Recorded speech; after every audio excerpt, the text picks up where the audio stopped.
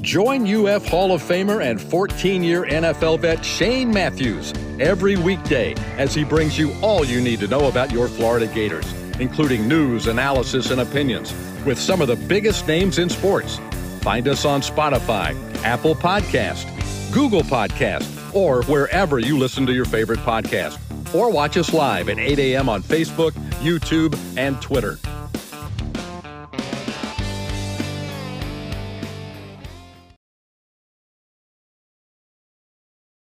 Good morning, and you're looking live at PodUp with Matthews in the morning from the Crime Prevention Security System Studios, large enough to serve you, small enough to care. It is game day.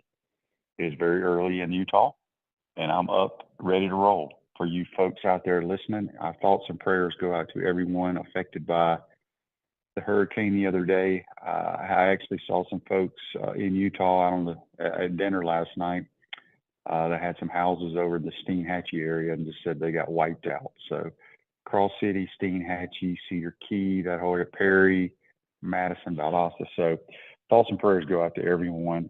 And it was a sad deal. We're going to welcome in our college football analyst and Heisman Trophy voter, Brent Beaird, on the Titan Tomorrow Hotline. Good morning, Brent. How you doing, buddy?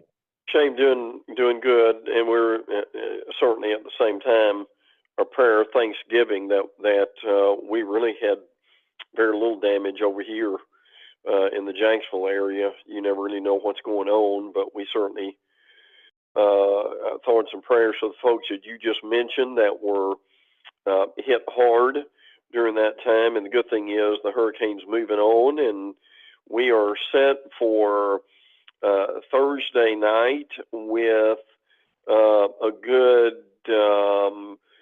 probably 8 games tonight. That's going to be a lot of fun. Central Florida, Wake Forest, NC State, Nebraska, Minnesota. Missouri plays tonight. People may miss that. So Arizona State too. So Shane, there's a lot of ball tonight. Yeah, speaking of Nebraska, I don't know if you saw it, Brent, or if our listeners saw it. You know, they played Nebraska is known to be very good in volleyball. Yes. They decided to host it there at the football stadium and had 90,000 plus for a game, which is pretty cool. Now you couldn't do that. You couldn't do that in the state of Florida because you never know when a damn thunderstorm is going to pop up. But yeah, that was pretty cool for sure. Before we jump into it, Andy's got a question here on the Titan Tomorrow Hotline, not the Titan Tomorrow Hotline, on Facebook Live, brought to you by Melton Law. He says, Shane, did you happen to informally chat with any of the players the last couple of days? Do you sense a different vibe from last year? I do. It seems like a very, very confident football team to me. They believe in one another. I don't know. I just get a different vibe too. This year too. We'll see here in a few hours, but I like this team. Dan asked, Brent, do you have an option on the running clock yet? What are your thoughts on that? Well, I'll give you the numbers, and we don't have a whole lot to go by at this point. But, and Shane mentioned this a few months ago, is it really going to make any difference? So what we've got so far after 7 games, we've got an average of 63 plays per game. Boy, that's not many, is it?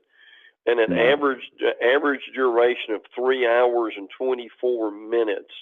Last year, now this is after nearly 900 games, there was an average of 68 plays per game and an average duration of 3 hours and 27 minutes. So what you're talking about here is a difference of 3 minutes. I don't mean 30 minutes, I mean 3 minutes, and an average of 5 fewer plays. So now we'll see how that times out after this weekend. That will be interesting to see. But it really, Shane, doesn't it make you wonder after going through all this and going through all the committee work and all the effort to get this done, and we're basically saving 5 plays in 3 minutes. Yeah, and I think if you poll college football fans and coaches, they're totally against this. This all has to do with maybe TV. I don't know, because I can promise you, as I've stated many times, when you go to a game, you know it's going to be a long day. Sure. Because you're gonna go tailgate for 3 or 4 hours before and after. You know, there's gonna be traffic. You're gonna visit with friends and family and people you went to college with. That's just what you do when you go to a game. So you really don't care how long it takes. What takes so long are the stupid. It's really the CBS TV timeouts. They take way too long. So anyway, it's Rick says Shane is up early and will need a nap before the game. Yeah, I'm tired, but you know, even a 2-hour difference can mess you up for sure. Let's see.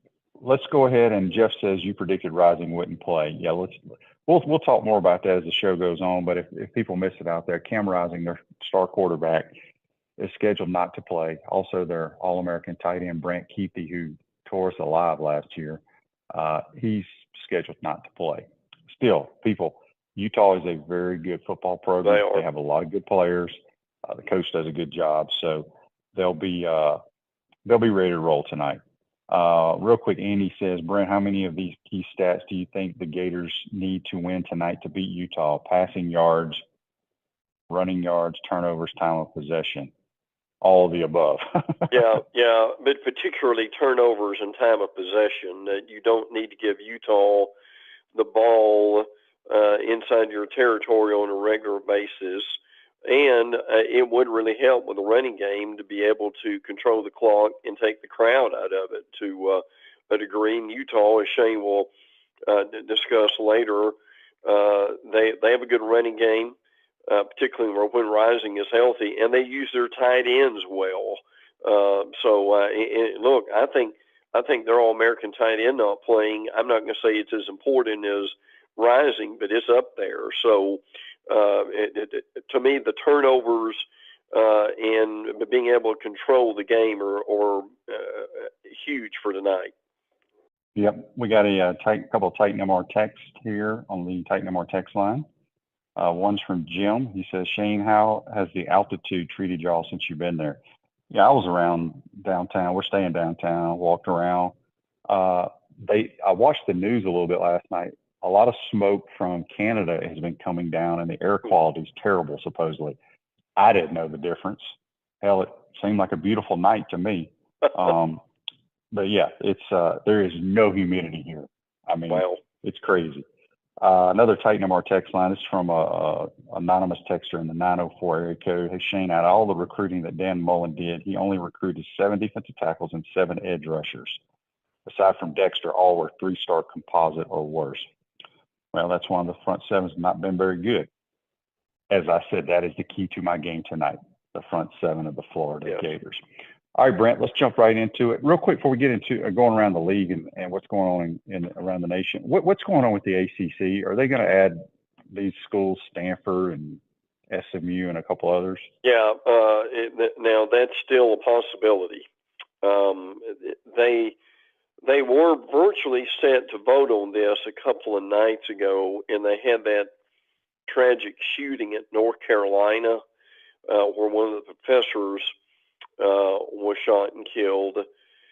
So that obviously was more important to deal with that than it was the vote. But the vote still may very well happen. And what's changed here is that ESPN is going to kick in $55 million annually for the addition of Cal, Stanford, and SMU. And SMU wants to do this so badly that they're not even going to take revenue for the first 5 to 7 years. And their boosters have claimed that they will fill the breach there.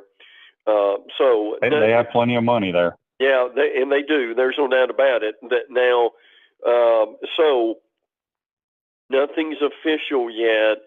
But the presidents are warming up to this. I'm very curious how FSU and Clemson think about this too.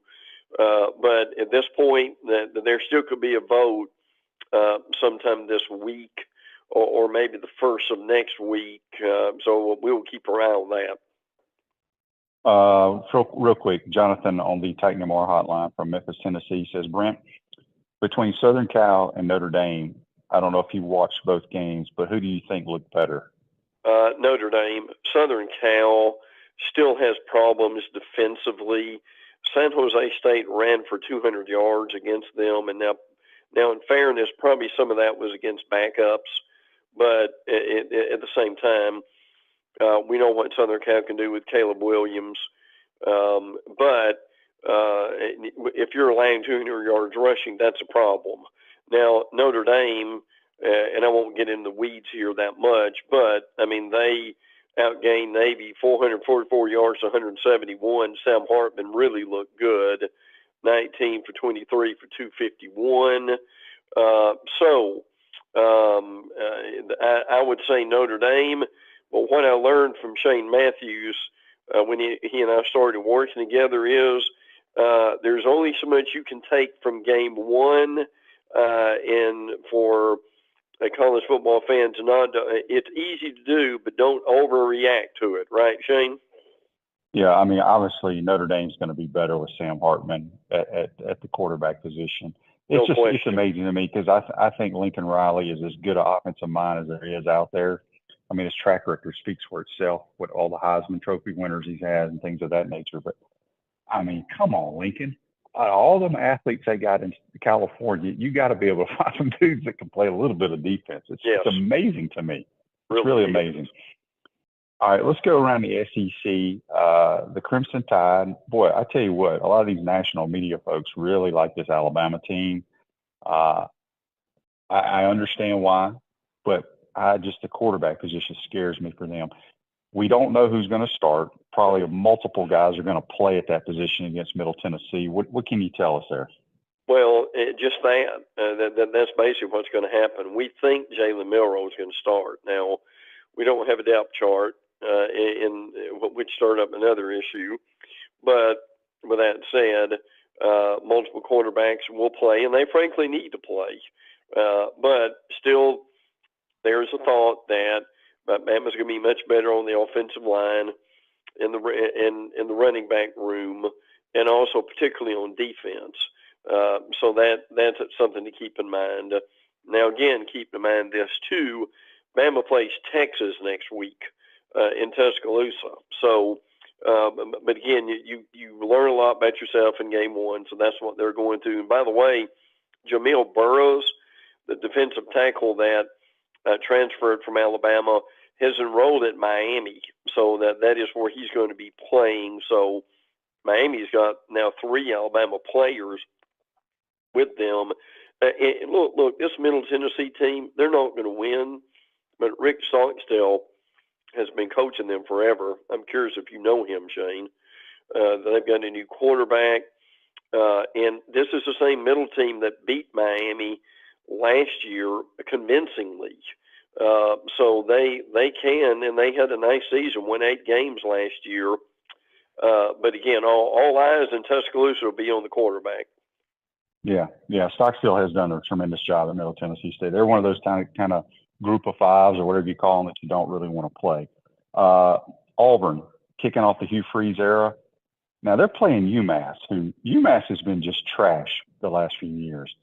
They played the other night, I believe. I think it was against New Mexico State and won and played well. And I did not realize, and I think I'm right here, their defensive coordinator is the Don Brown who used to be the DC at Michigan. Yep, that's right. Mm-hmm. Yeah. So what do you think is going to happen in this game? I mean, obviously Auburn's going to win it, but UMass is not what you think a UMass is.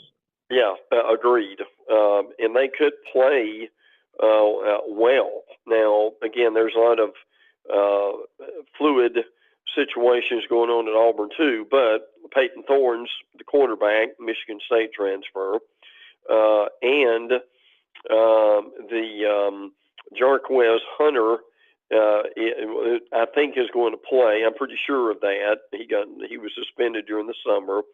But to me, the important thing is going to be, what does Auburn look like on the line of scrimmage, where they've had a lot of transfers, and that's going to be very important for them also. And remember, Phil Montgomery is calling the plays, not Hugh Freeze, according to Freeze. It's not that he doesn't have something to do with it. He will. And remember, too, that next week, Auburn goes to Cal. They'll probably win that game, but it's time change. Shane can appreciate this right now. You're going to the West Coast, long trip, et cetera, et cetera. So Auburn with this game, and then what's really a pretty big game for them next week at Cal. Yep, for sure. All right, the Florida Gators. We're sitting here in downtown Salt Lake City. It's weird to me. I can't wait to get on campus and to the stadium because I know Sure. Utah. They're two-time back-to-back Pac-12 champs, but it's weird. I don't know if it's because we're staying downtown because the university is literally 2 miles away from us. Usually we stay on the outskirts, the suburbs and bus. I mean, we got like a 2-mile bus ride in, but it's a weird vibe here for me. But we talked about Cam Rising and Brent Keithy probably not playing. What else can you tell us about this game, Brent? They have won 28 straight at Rice-Eccles. That is a tough place to play. And I'm sure the noise level will be, I mean, it's not a huge stadium, but for what they've got, that they are very impressive. And I think you'll see that tonight. They do have a linebacker transfer, Lavani Domini, who is from Stanford. Florida will certainly have to account for him. Also, Whittingham really knows what he's doing as head coach. Utah was basically an SEC team playing in the Pac-12 is what it amounts to. And again, with the quarterback situation, it looks like it's that Barnes is going to play instead of Rising. One stat that really hit me for Florida with this, Shane, is over 70% of Florida scholarship players are in their first or second year. So I think that may have something to do with tonight. Doesn't mean they won't play well. It just means to be aware of the experience and the inexperience. I'm very, very curious who steps up at wide receiver to help Ricky Pearsall tonight. Have a lot of confidence in the Gators being able to run the ball. And again, as we mentioned earlier, and it's going to be important. Help me on this, Shane.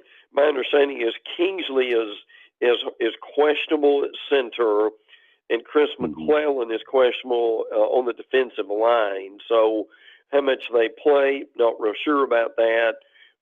Florida's got a lot of new starters offensively and defensively, but I think they can stay in the game. I think they're very capable of winning this football game. So, but it's a great challenge.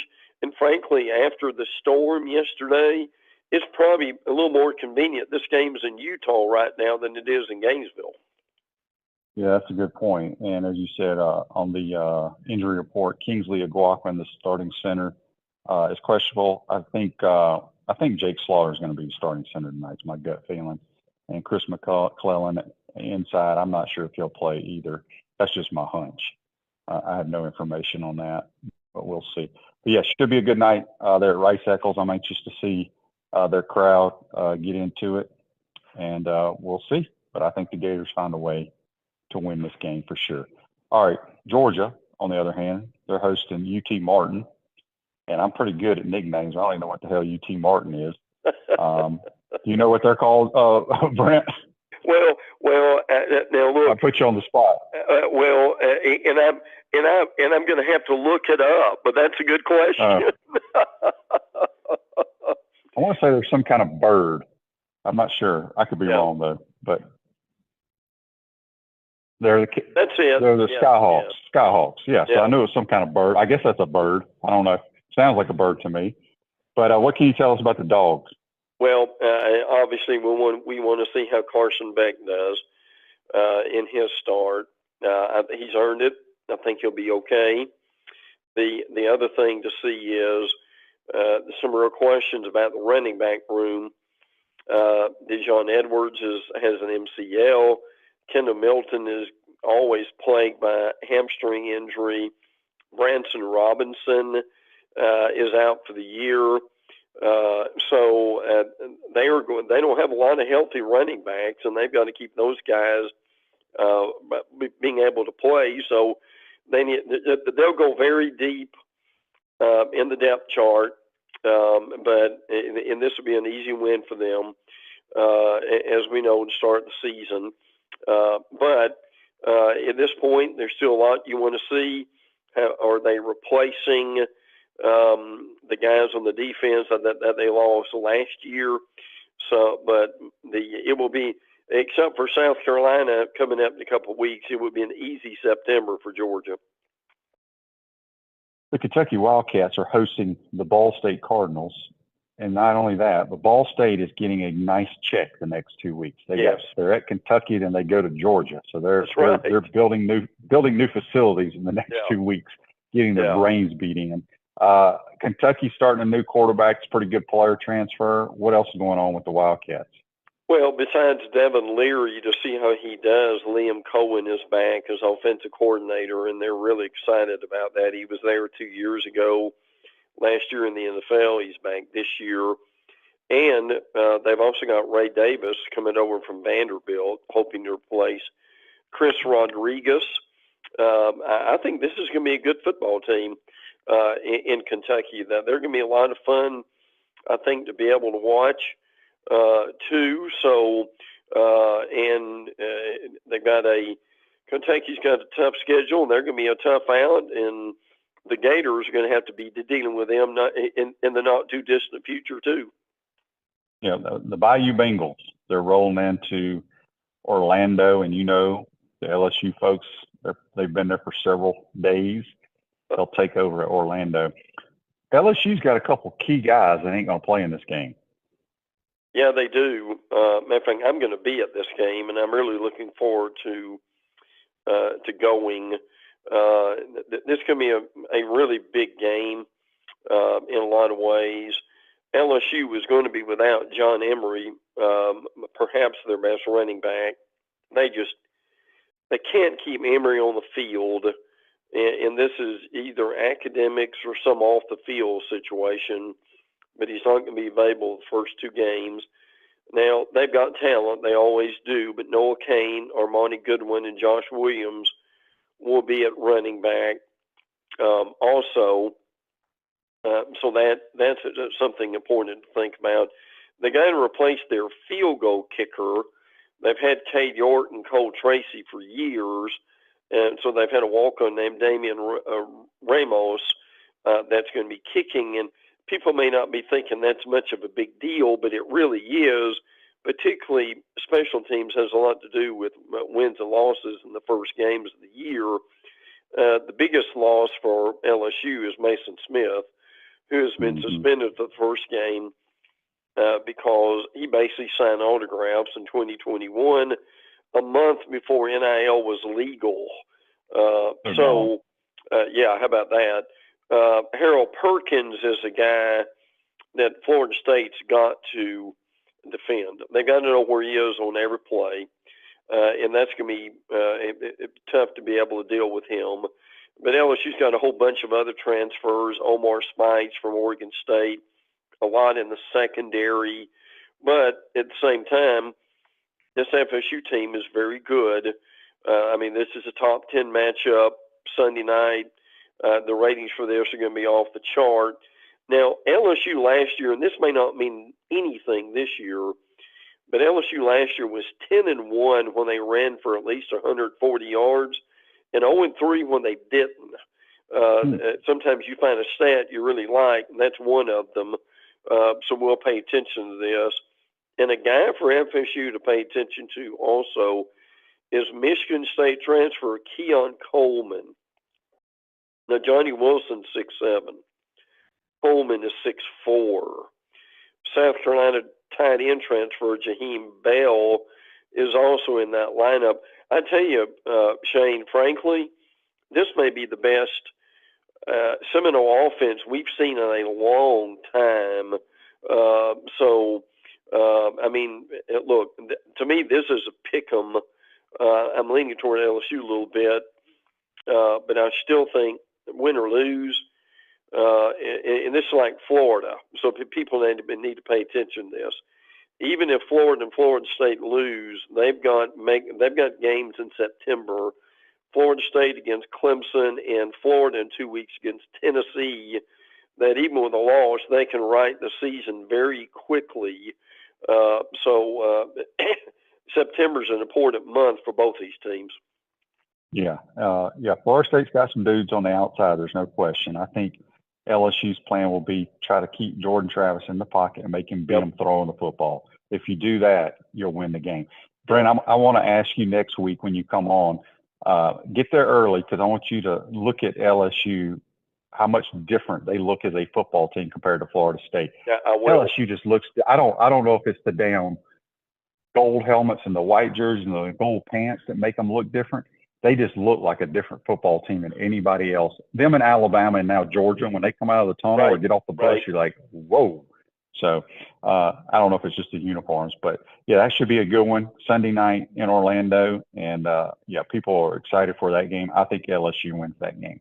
Mississippi State, new coach, same quarterback. What you think with the Dogs? Well, and Kevin Barbay is with the offensive coordinator.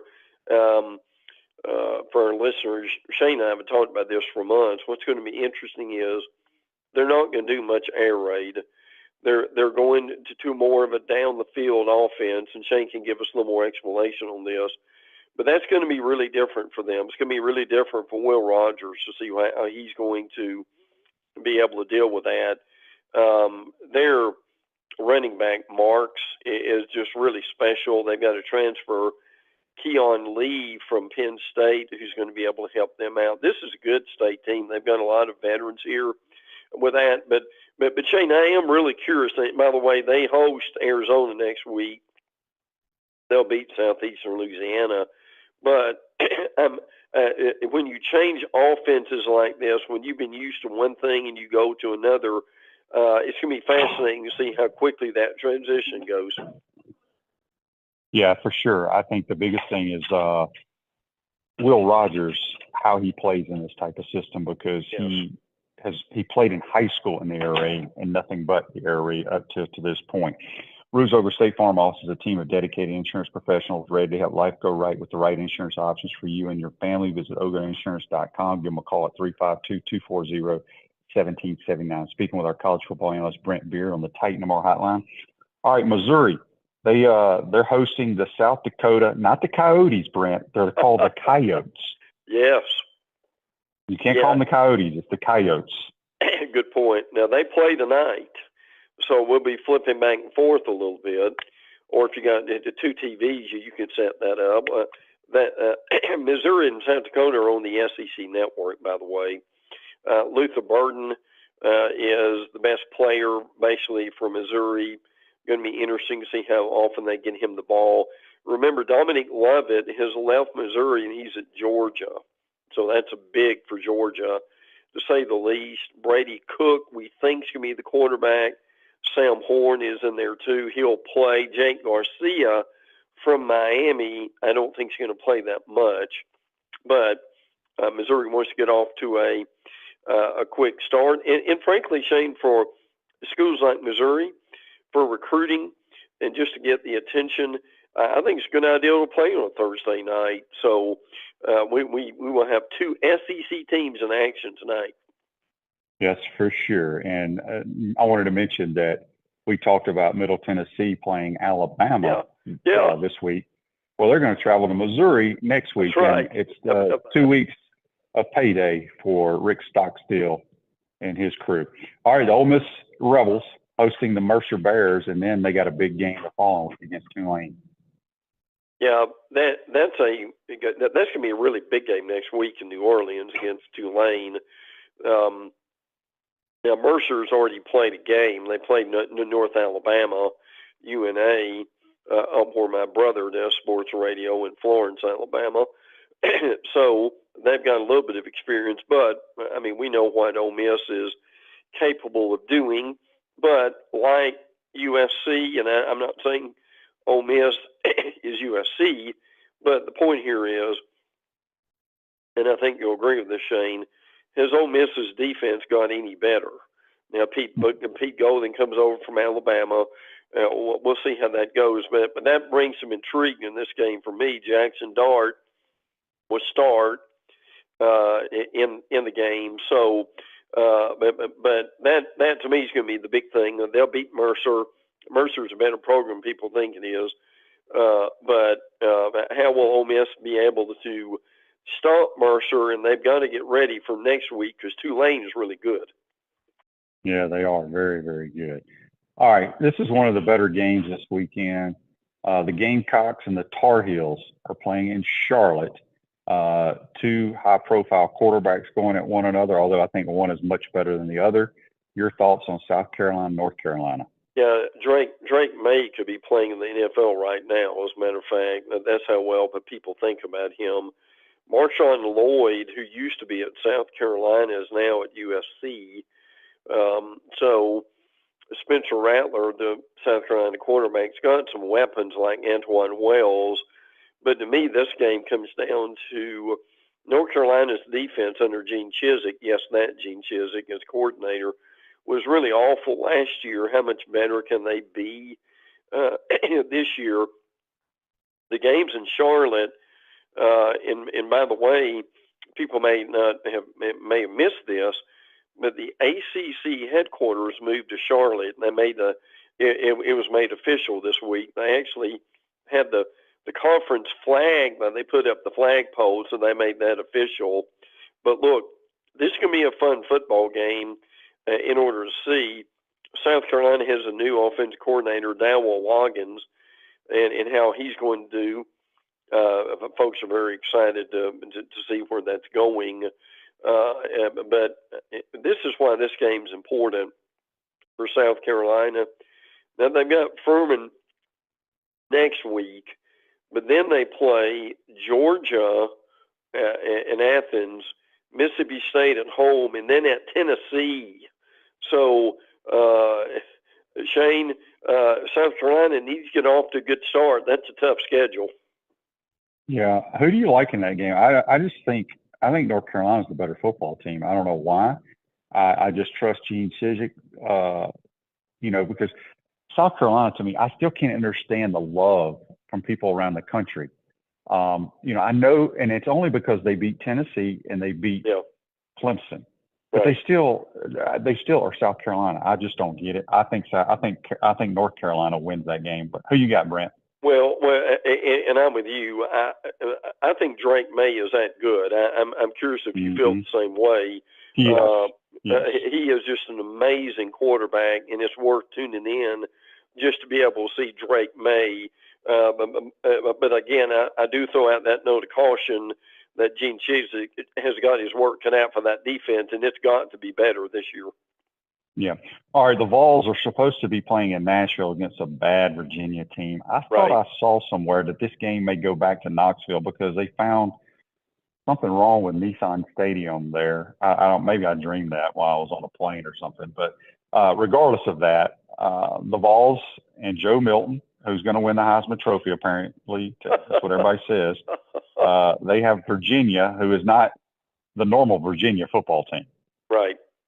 Well, and again, the really difficult thing here is, remember, last year they had the shooting at Virginia, and 3 Virginia players were unfortunately killed. So they are still trying to deal with, and their head coach Elliott the other day, I heard him on the radio.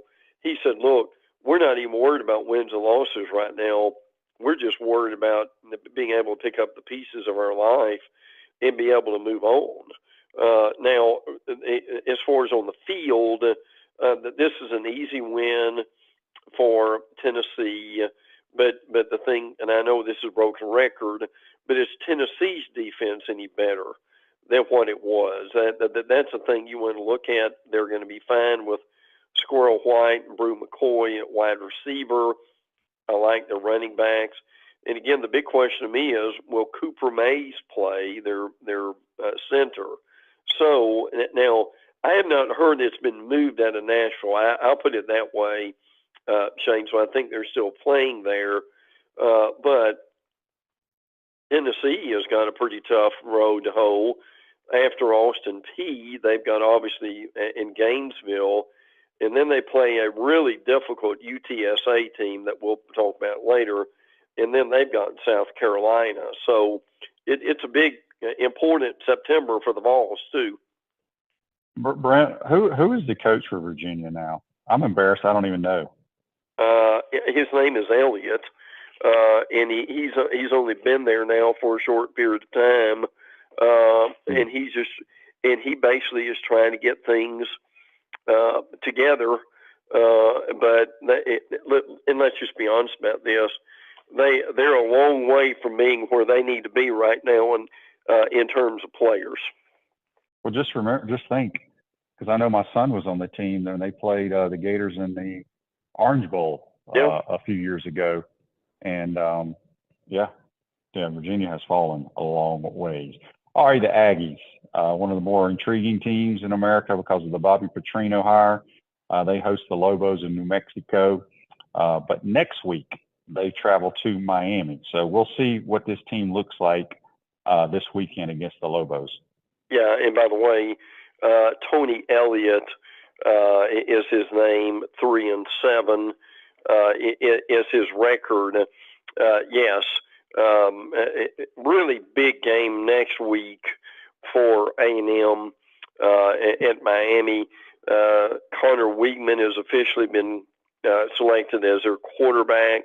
Now, Max Johnson, I think, will still play. And the thing that's going to be interesting will be the marriage with Bobby Petrino and Jimbo Fisher and how that will continue. And so far, so good. But look, this is a very talented football team. They're very good in the interior of the offensive line. Moose Muhammad and Anaya Smith, they're as good as anybody is.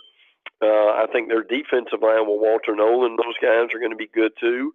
So New Mexico this week, and then at Miami next week. That's an ABC 3:30 game at Miami. So you can imagine how warm that's going to be next week. Yeah, it will be. It should be good. All right, Vandy, about this time next week, they'll be sitting atop the SEC at 2-0.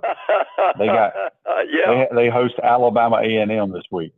They do, and in that they were okay Saturday night. It was fun to watch them. They had the lightning delay. A.J. Swan, I think, is a pretty good quarterback. He had 258 yards, 3 touchdowns, and no picks. Their offensive line needs some work. It wasn't great, many stretch. But the defense really played well when they needed to do it. So 2-0 would be tremendous for them, wouldn't it, Shane? Yeah, it really would be. That would be amazing. All right, before we let you go, let's talk a little ACC. Another big game Monday night, Labor Day night, in Georgia. The Clemson Tigers are playing the Duke Blue Devils. This might be the first time Duke's ever been like the game. That's the only game, I think, on Monday night. So, any news about that game? You've got a situation here where Duke has a really good quarterback in Riley Leonard. Yes. So people need to watch that. And again, this is a Duke team that won 9 games last year, and Mike Elko has done a tremendous job for them. Now, the difference here, I think, is going to be the Clemson front 7 could play in the NFL right now. I mean, they are that good. New and a better quarterback. Remember, DJU is gone, transferred out. New offensive coordinator. So I think all in all, and by the way, Garrett Riley is their new coordinator, who's going to be terrific, I think. But the reality of it is, this is going to be a fun game in a lot of ways because I believe it's going to be competitive. I think Clemson's got the better roster, and they will likely win. But boy, I give Elko a lot of credit for what he's done at Duke, and again, the Leonard kid will be fun to watch, Shane. Yeah, he's a good player for sure. I tell you, a team in the ACC people better look out for, the Louisville Cardinals. Yep, that's the right. reason I say that, they're a sleeper. They're probably, to me, they're going to be the third or fourth best team in that league. They're going to beat some people they're not supposed to beat because Jeff Brom can call some plays and his track record speaks for it. Well, and they play tomorrow night against Georgia Tech. But Jeff Brom is everywhere he's gone. He has been successful, has a tremendous passing offense.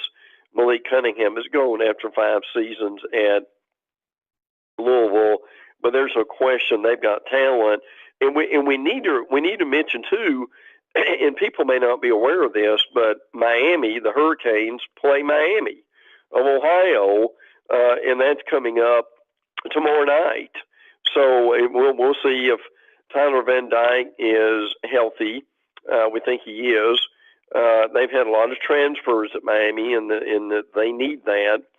The Red Hawks, by the way, from Miami, since we're on nicknames today.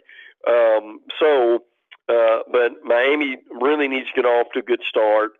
I think that is going to be very important for them. Also, the Miami quarterback is Brent Beaird, and Brett Gabbert gave Miami a lot of locker room motivation when he said, and he was asked, well, who is the real Miami? And he said the real Miami is in Ohio. That's just fun stuff. It won't mean anything once the game starts, but the reality of it all, that's basically what's happened. So wanted to give the Canes a little bit of love, but people need to realize that is a Friday night game coming up tomorrow night. Yep. All right, Brent, before we get you out of here, we just got a text on the Titan More text line from George in Daytona. He says, Brent, who will have more fans in Orlando, LSU or FSU? Well, I won't be surprised at all if LSU has more fans. I think they will. Obviously it's a much easier trip for FSU, and they're very excited. I mean, they'll have a good contingent there. I don't have any doubt about that. But LSU really travels, and what Shane said is correct. They probably started getting there, Shane, last night, if not before, so that they will certainly be in huge numbers. Yep, no doubt about it. Well, Brent, enjoy the games tonight and all weekend, and glad you're safe over there, and we appreciate your time, and we'll talk to you next week, my man.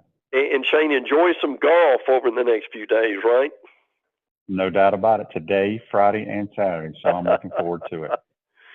Thank you, bud. Enjoyed it. All right. That's Brent Beaird, a college football analyst and Heisman Trophy voter, joining us on the Titan MR hotline. We're going to take a quick timeout, come back. I got some text and Facebook Lives, YouTubes, all that stuff to get to. You're watching and listening to PodUp with Matthews in the morning from the Crime Prevention Security System Studios. Be right back. We want to take this moment to thank our sponsors who keep the show going and pay the bills. Our premium sponsors are Crime Prevention Security Systems, large enough to serve you, small enough to care. Titan MRI, Gainesville's only locally owned and operated MRI facility. Meldon Law, the only official injury and accident law attorneys of the Florida Gators. Peachland Dental, Gator Nation's first choice for dentistry in Port Charlotte. QC Kinetics, live pain-free with QC Kinetics. Campus USA, put some star power to work in your financial life with Campus USA Credit Union. Dave & Buster's, eat, drink, play, watch. Our gridiron sponsors are Auto ER, UF Bookstores, Silverback Concrete, Ruse Ogre State Farm Insurance, Radware, F45, Quality Plumbing.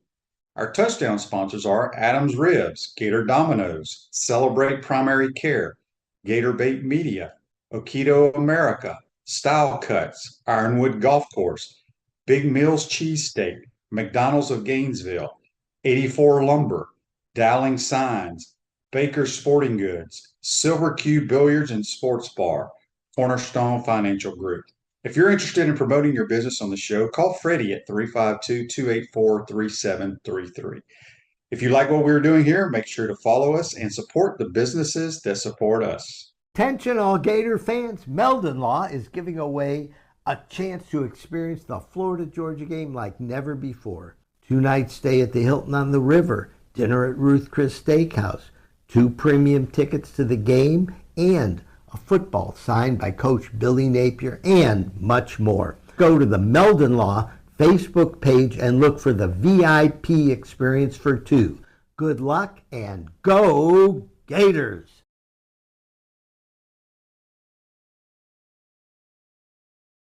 Welcome back to the Crime Prevention Security System Studios, large enough to serve you, small enough to care. Spurrier's Gridiron Grill and Celebration Point is the flagship restaurant of the Florida Gators, the hottest restaurant in Florida and the heart of Gator Nation. That's Spurrier's Gridiron Grill. Check them out at spurriers.com. I'm sure if you don't have plans tonight, you're in the Gainesville area, they'll have every TV will have the game on tonight. So go on over to Spurrier's, join them, have a few cocktails as well. Again, we want to thank Brent Beaird for joining us on the Titan More Hotline. Also, our thoughts and prayers go out to everyone affected by the hurricane the last couple of days.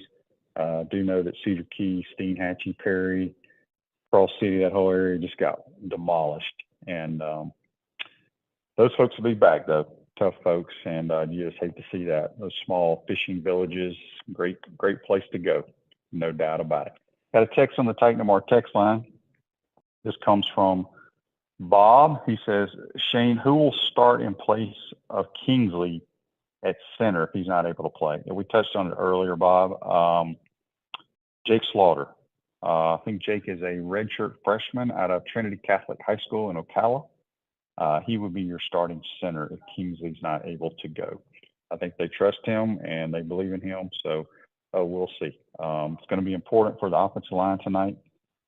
Utah, their football team is based on physicality, and their defensive front's pretty solid.